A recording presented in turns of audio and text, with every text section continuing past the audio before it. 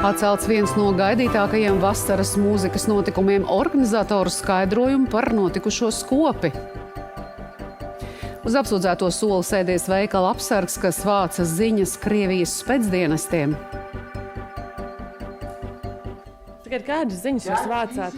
5000 eiro. Sniegšu komentāru, pārskaitiet uz cietuma kontu.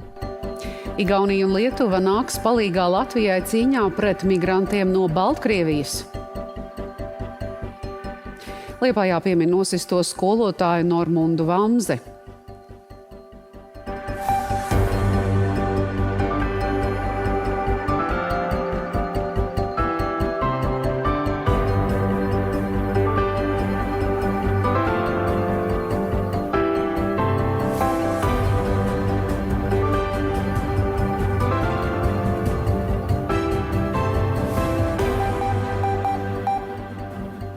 Labvakar, esiet sveicināti trešdienas vakarā ar 8. Ētrā panorāma, šeit studijā Ilis Dobele. Kāda veikala apsargs, taču prokuratūras ieskatā aiz ikdienas darba slēpusies šīs personas pavisam cita nodarbe - informācijas vākšana Krievijas spēcdienesta interesēs.